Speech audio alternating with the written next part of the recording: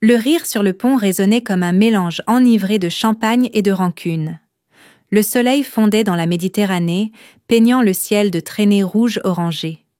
Le vent faisait danser les robes coûteuses. Les boutons de manchettes d'or et les flûtes de cristal étincelaient dans les derniers reflets du jour. Le yacht oscillait doucement, chargé de l'élite. Mais je ne regardais pas le coucher du soleil. J'étais trop occupée à calmer mon fils. Je tenais fermement la main de mon fils de 6 ans, Noé. Ses petits doigts étaient collants de ganache au chocolat. Il venait d'en croquer la moitié. Ses yeux inquiets se posèrent sur ma sœur, Soline, qui se tenait à la poupe dans une robe blanche moulante, un verre de champagne à la main, trinquant avec nos parents. Une auréole factice autour d'un cœur empoisonné. « Maman, on peut partir maintenant ?» murmura Noé en tirant sur ma main. « Bientôt, mon chéri », répondis-je, forçant un sourire.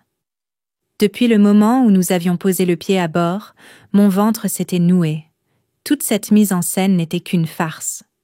Je n'étais même pas invitée.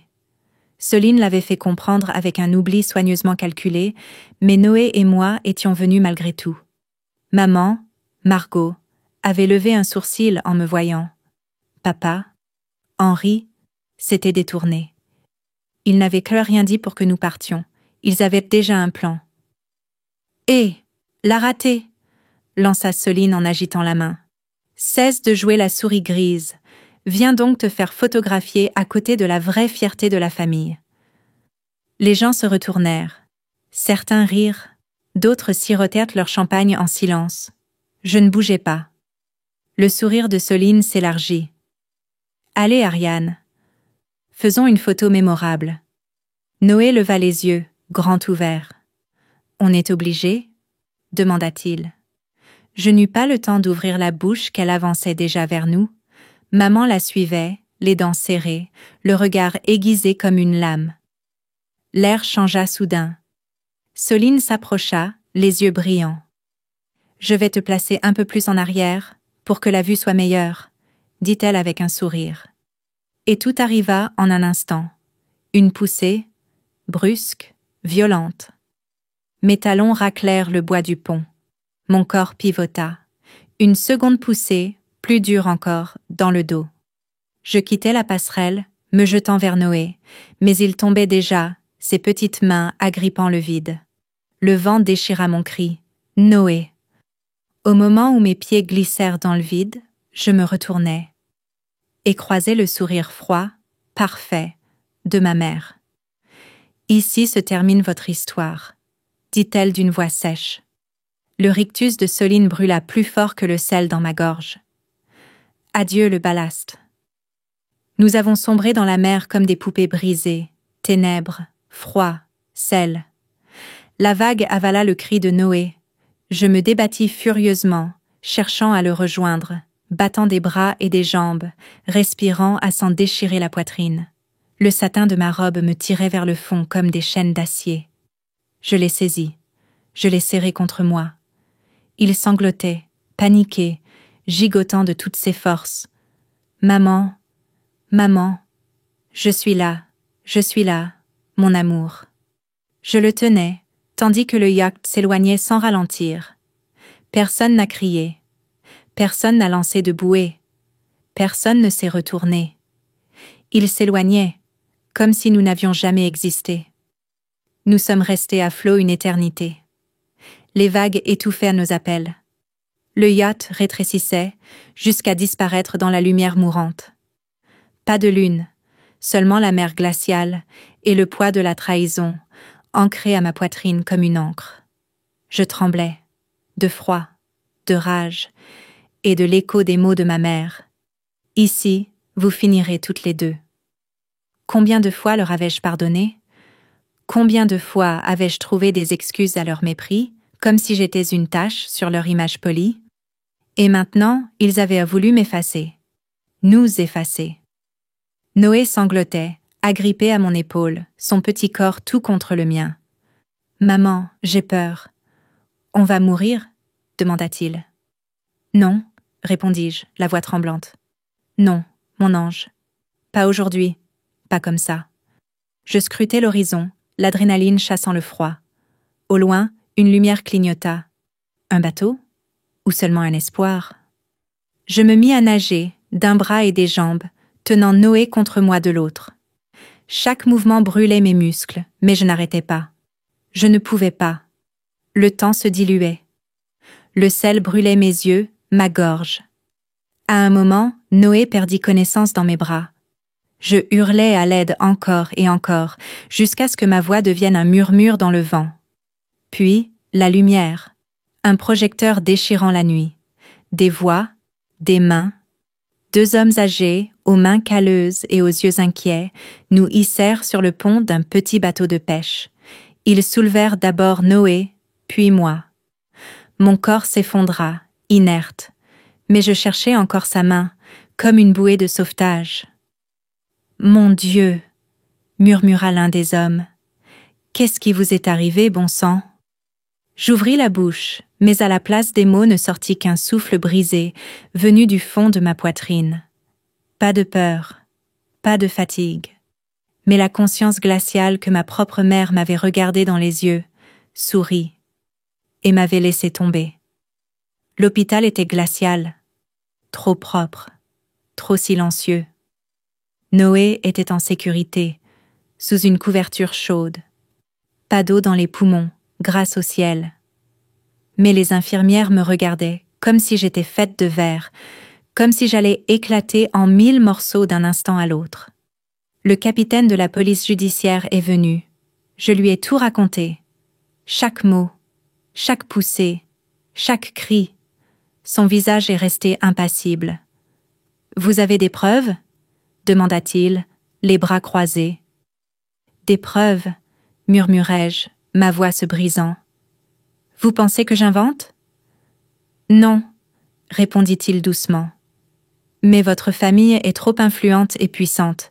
Ils ont déjà annoncé que vous étiez ivre, instable, et que vous auriez sauté par vous-même. » Je ris, d'un rire brisé et amer.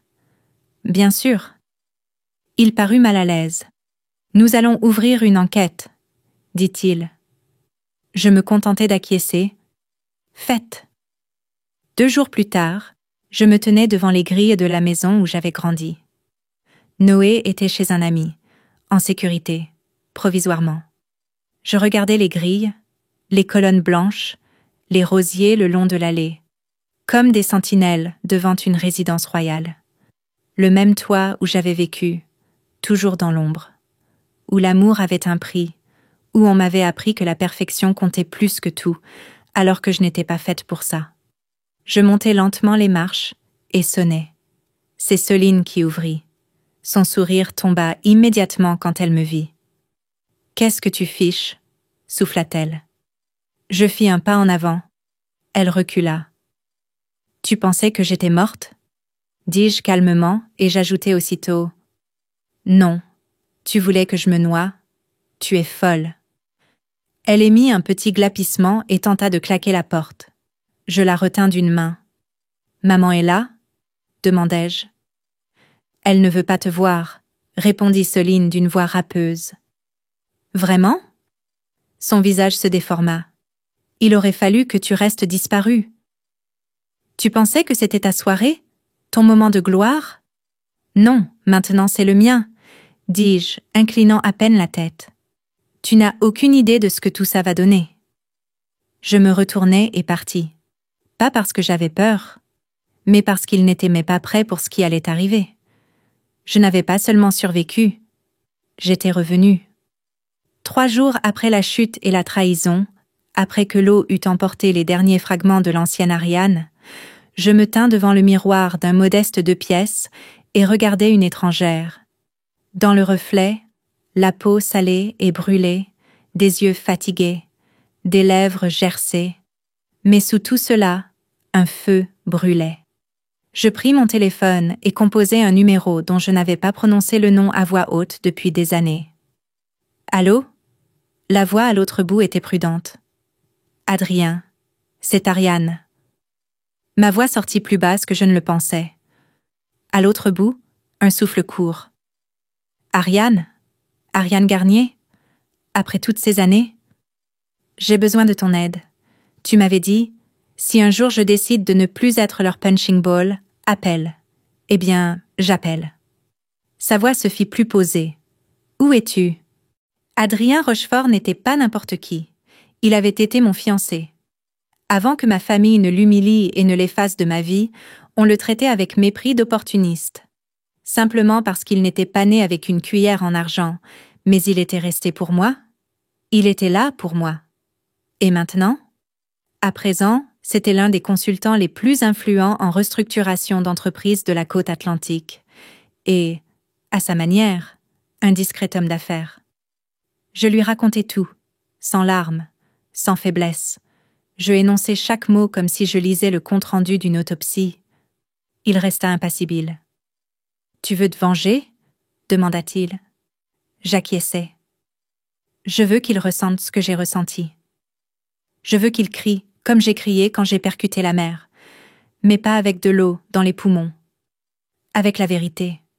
Je veux détruire leurs mensonges. Il se pencha en avant, ses yeux s'allumant. Alors, il te faut du pouvoir.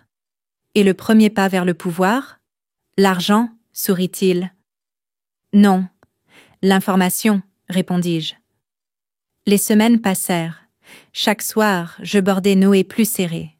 Chaque matin, je courais 6 kilomètres, jusqu'à ce que mes jambes réclament grâce.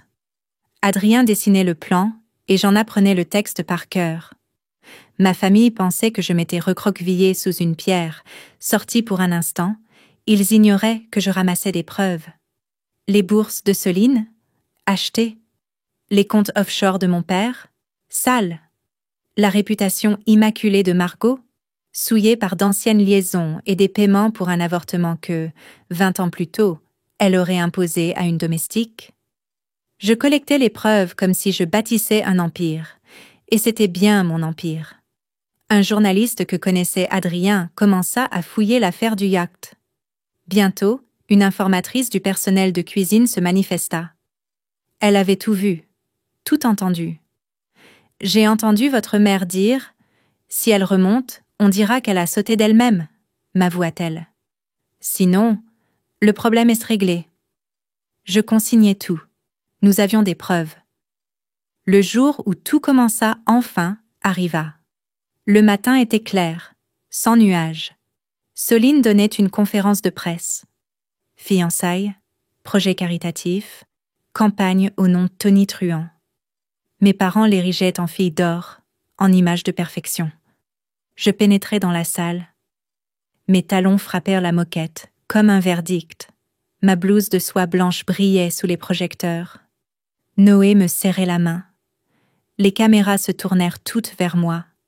Des murmures se firent entendre. La mâchoire de Soline tomba. « Comment est-ce possible ?» balbutia quelqu'un. « On dirait que vous venez de voir un fantôme ?» lançai-je. On me mit un micro sous le nez. Je me tournai vers la foule. « Permettez-moi de me présenter à nouveau, » dis-je. « Je suis Ariane Garnier, la femme que ma famille a tenté de noyer sur un yacht il y a 3 semaines. Mais je ne suis pas morte. » Une vague d'indignation parcourut la salle. « C'est toi qui m'as poussée, » dis-je en regardant Soline droit dans les yeux. « Et tu souriais pendant que je tombais. » Je sortis une clé USB. Le monde doit savoir ce qui arrive quand le pouvoir se transforme en poison. La presse explosa. En quelques heures, les titres tombèrent les uns après les autres. Héritière mondaine aurait tenté de noyer sa sœur? L'enquête rouverte. Ici se termine votre histoire. Les mots froids d'une matriarche glaciale. Vieux argent, nouveau crime. Le net s'empara de l'affaire. Les sponsors retirèrent leur contrat. Le fiancé de Soline disparut. Et ma mère? Elle fut emportée dans son propre tourbillon de scandales. Impôts impayés, comptes cachés, vieilles accusations de violence. La femme qui m'avait souri au moment où je me noyais sombrait désormais dans la honte. Mais je ne m'arrêtais pas là. Ils avaient tenté de m'anéantir dans le silence. Je les anéantis sous les projecteurs. Au 3e jour, leur empire commença à se fissurer. Margot disparut, prétextant des problèmes de santé. Henri publia une déclaration maladroite, un malentendu, une instabilité émotionnelle. Et Soline? Soline suppliait. À minuit, elle vint devant ma maison, décoiffée, le mascara coulé, hurlant sous mes fenêtres comme une héroïne de film bon marché. « Ariane, je t'en supplie, tu n'as aucune idée de ce que tu as déclenché. On risque de perdre tous nos financements.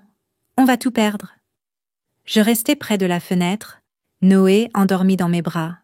Il dormait sereinement, pour la première fois, sans peur. Je ne répondis pas. Je tirai simplement les rideaux. Le lendemain matin, je franchis la porte de la société de mon père, vêtu d'un pantalon noir, le rouge à lèvres vif et sans excuse. C'était cette même firme immobilière milliardaire où jadis j'avais travaillé gratuitement, où on m'avait dit que j'étais trop émotive et que je n'avais pas ma place. Adrien fit pour moi bien plus que m'aider à survivre. Il me permit d'acquérir le bloc de contrôle des actions. Et dès ce matin-là, je devins l'actionnaire majoritaire. Quand j'entrai dans la salle du conseil, le silence tomba. Mon père se tenait près de la table, les doigts pâles crispés sur le dossier d'un fauteuil. « Toi » commença-t-il d'une voix sourde. « Oui, moi » répondis-je en m'asseyant à côté de l'avocat. « À partir de maintenant, je prends la tête de votre société. Les actionnaires ont voté ce matin. » « Toi » Il s'étrangla. « Tu n'as ni expérience, ni réseau. »« Tu te trompes, » répliquai-je calmement. « J'ai les chiffres. J'ai le conseil d'administration. » Je me penchai en avant. Et surtout, j'ai les preuves. J'étalai les dossiers sur la table.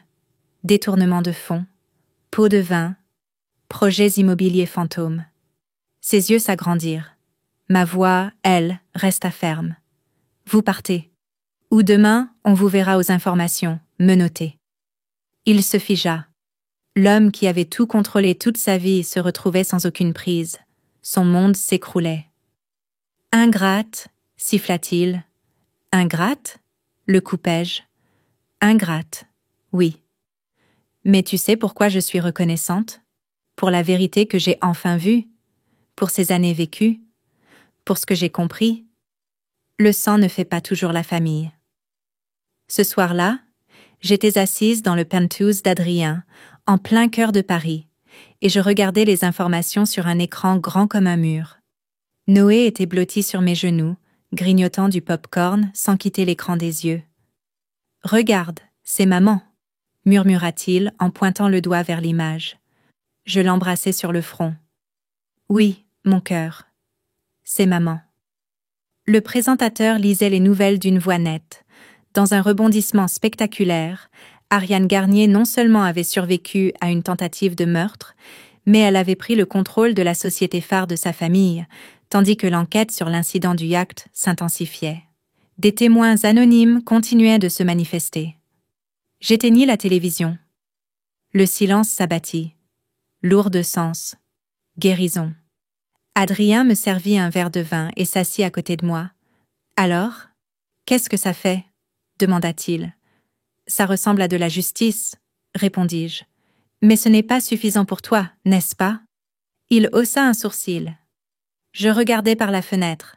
Les lumières de la ville frémissaient, comme des étoiles étouffées par le smog. « Non, » murmurai-je. « Pas assez. Tant qu'ils ne sauront pas eux-mêmes ce que ça fait d'être oubliés. » Le dernier coup fut presque poétique. Une semaine plus tard, j'envoyai une lettre à Soline. Sans adresse de retour, sans menace. Juste quelques mots. « Tu l'as mérité. » À la lettre était joint un document juridique. Il confirmait que le fonds patrimonial laissé par mes grands-parents n'avait jamais disparu. Je l'avais simplement, discrètement et légalement, placé sous mon contrôle. Chaque centime allait désormais à une fondation pour les mères célibataires et les enfants abandonnés. Des enfants comme Noé. Des mères comme moi. L'héritage de Soline? Retiré. Sa carrière? Brisée.